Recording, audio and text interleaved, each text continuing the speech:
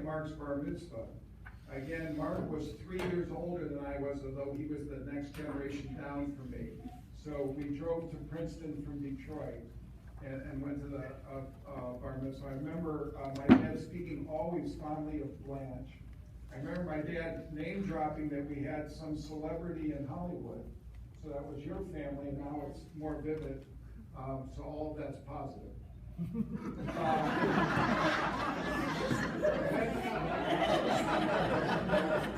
What are you talking about? Things I want to mention. If you look at the chart, there are 3 of the 10 from the second generation that aren't represented for obvious reasons. They had no offspring.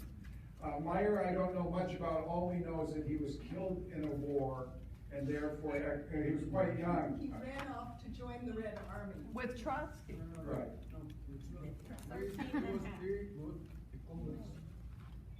He met soldiers from the White Army. The captain asking what you are doing here. He say, what will happen if I will not answer? Let me show. Right. So he died at 15, give or take. So he is part of the family legacy, but no more than that. The 2 others, Leon, Dinah just mentioned, I was going to mention him also. I remember visiting him once or twice with my dad in New York. The politics I'm aware of, something that my dad was proud of, and Leon. But Leon, in my mind, it's only my impression, was a very simple man. When I say not simple in mind, but lived a very simple life, a very Spartan apartment with some art. Very friendly. He was always described to us as the black sheep of the family. I presume that's unfair, but he was somewhat remote from the family.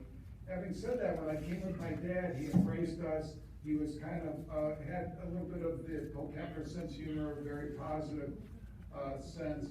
Was a good man, but a little socially awkward was my impression. The other one was, other member was Mira. Now this is my image. I was young. Mira came to Detroit. Mira was not a friendly type person to me. She was somewhat grumpy.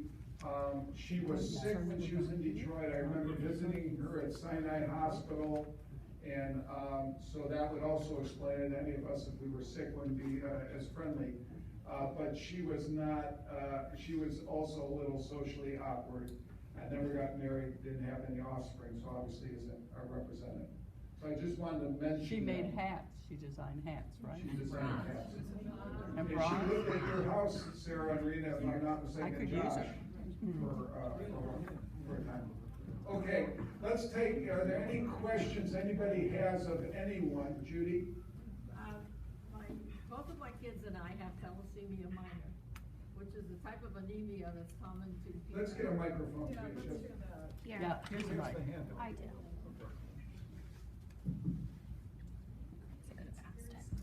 Mark, I'm sorry you can't hear too directly, but maybe the This microphone. is another medical question. Both of my kids and I have thalassemia minor, which is a type of anemia that is common to people with Sephardic background, and none of us has it that we know of.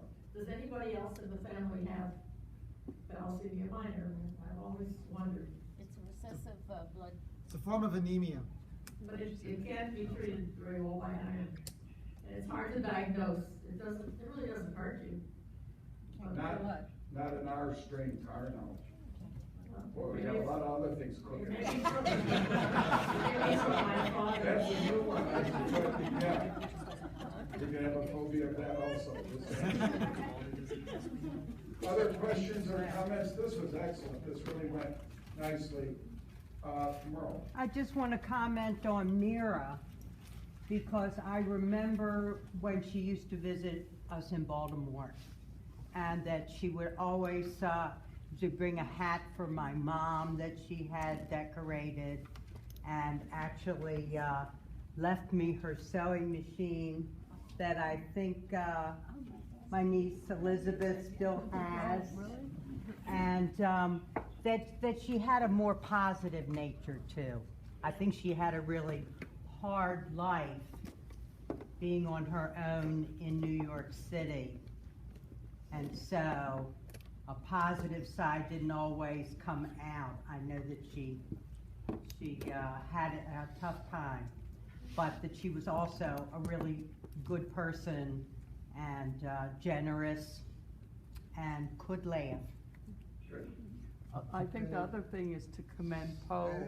Oh, sorry. Microphone? Here, Viva. Oh. Is to commend Poe because I think he underwent the burden of really helping her with medical care. He was in a better position to do it than my dad was, so. I came across a number of things about Mira in researching my father, and one was early on, his memory of her was that Pass she the was, mic up. Yes. that she was somewhat of a lost soul as a young person, overly attached to her father, and didn't really have much direction, and I think he felt maybe not great talent. And then throughout the years, there were people who would, there's communication with Sephora in 1936 about Mira, kind of a recurring what to do about Mira story. So I think she weighed heavily on a number of the siblings to try and figure out how to please her. Seemed to be a difficult person to please, was my sense. Debbie had undertaken to sort of. Rena, watch speak over- up if you can. Debbie had undertaken, because she was living in New York City, to, sort of watch over Mira, and a friend of our family, the Zeldages, which I'm not sure how they're related to us, or if they're related to us, but they were looking after Mira, and Sephora was writing about, you know how Mira is. So people were worried about her and trying to help her, but my sense was that she wasn't so gracious in accepting help, even though she may have needed it. Judy and then Josie. Mira was the conscience of the brothers. She would go around to everybody and say, write more letters, be in contact with your brothers and sisters, and she would teach me all kinds of things, like how to clean my ears. Years later, I thought, why am I doing this? Because Mira taught me that. And how to eat Italian food with a spoon, and she was talented. She brought a hat to my wedding, my first wedding, and I already had a hat for my wedding. Tears, compromised. Finally, I wore hers to the dinner. It's a $75 Saks Fifth Avenue hat. How can you refuse it? So, but she never really had formal education in any country. So she didn't, I don't think she graduated the gymnasium in Russia. Her basic language was Yiddish. And she was in France for a while and in the United States. And she never really grasped reading and writing in any of the languages, I don't think. But she was the family, I loved her visit, and I loved her. Yeah, you knew her much better than I did. Hang on, Josie was next, and then as everyone, I'm gonna plant a seed. If anybody has any insights on Sonya, that's the final one. We haven't commented. She was the third oldest. I know Boris couldn't be with us, but after Josie, if someone can fill us in on that. Mira came to Israel, and she was quite a few years in Israel.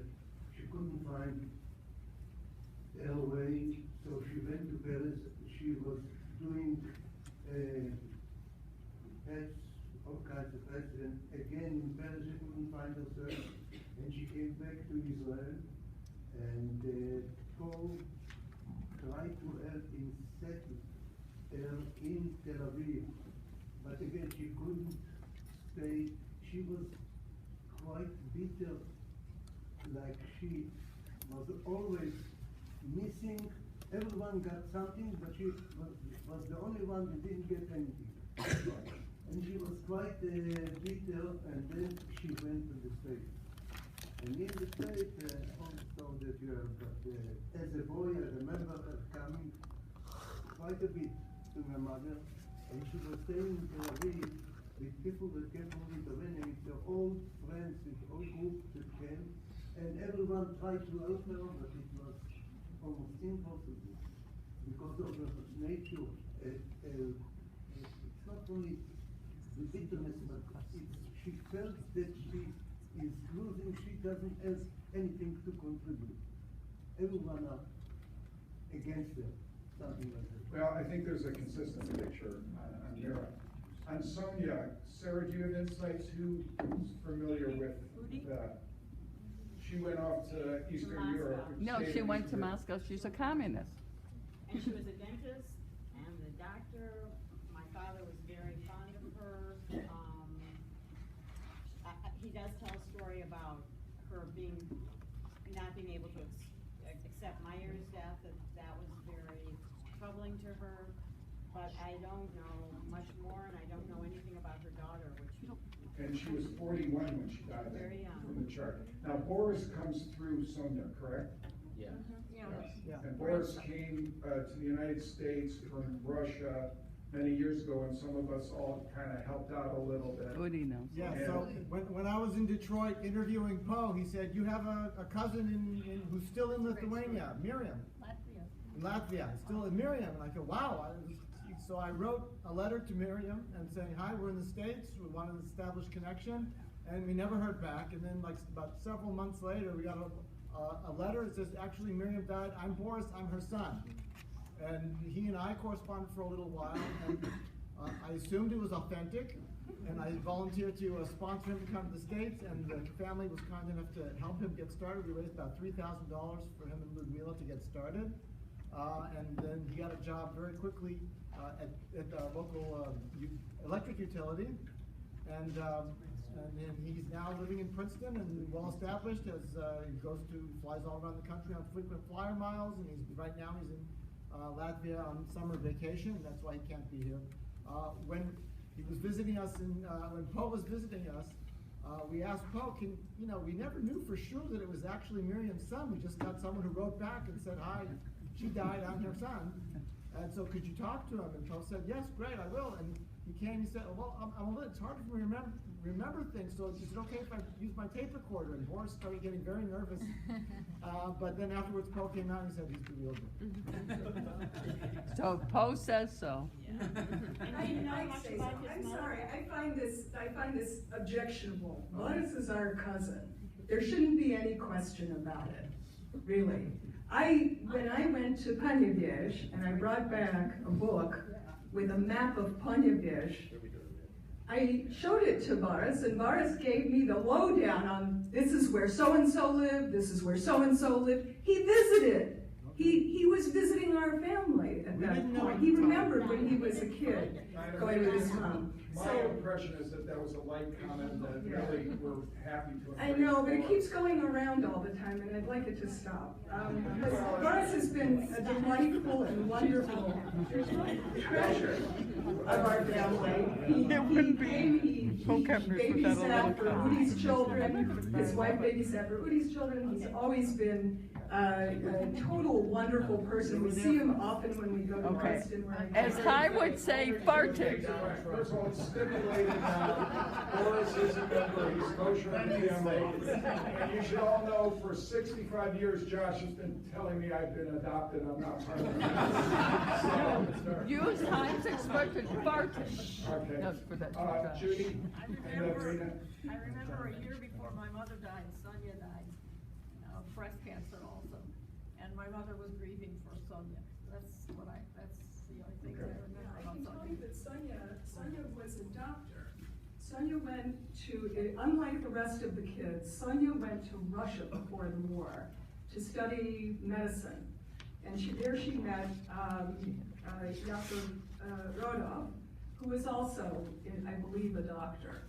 And she went back, she was the last person to see our great-grandmother Hanna. She went back to visit her just before the summer that the Nazis came and killed everyone. So that's what I know about Sonya. She sort of like disappeared into Russia for a while, and then fortunately the family reappeared in Latvia, and that's where Boris's wife, Boris, met Ludmila. Okay, final comments on family. Rena. I just want to defend those who question Boris, because as you all know, there is a desperate urge for people to connect with the Pokempner family. Okay.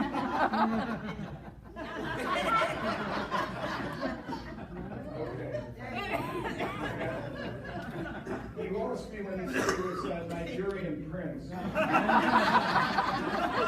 got that internet message, that was a little bit. All right, here's what I suggest. So it's now 12:15, we're very much on time. Let's start right at 1:45. So you have an hour and a half.